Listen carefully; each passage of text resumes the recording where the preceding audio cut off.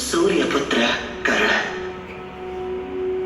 ಸ್ವತಃ ಸೂರ್ಯದೇವನ ಮಗ, ದೇವಿ ಕುಂತಿಯ ಮೊದಲನೇ ಮಗ.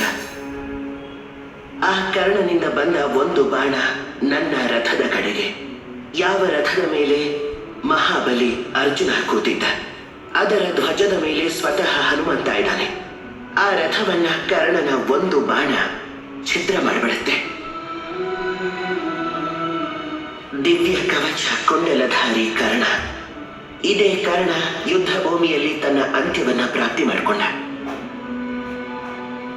ಕಾರಣ ಏನು? ಆಯ್ಕೆ.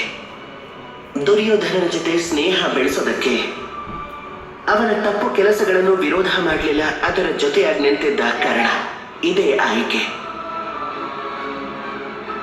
ಯಾವಾಗ ದ್ರೌಪದಿಯ ವಸ್ತ್ರಾಪಹರಣ ಆಗ್ತಿತ್ತು, ಅದನ್ನ ತಡೆಯುವುದರ ಬದಲು ಅಟ್ಟಹಾಸ ಮಾಡ್ತಿದ್ದಂತಹ ಆಯ್ಕೆ, ಅದನ್ನ ವಿರೋಧ ಮಾಡದೇ ಇರುವಂತಹ ಆಯ್ಕೆ.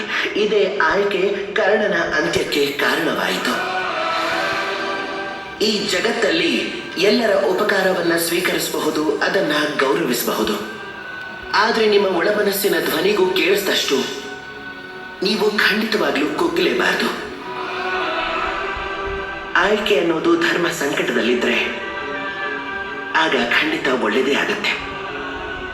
ಬನ್ನಿ ನನ್ನ ಜೊತೆ ಪ್ರೀತಿಯಿಂದ ಹೇಳಿ, ರಾಧೇ ರಾಧೇ.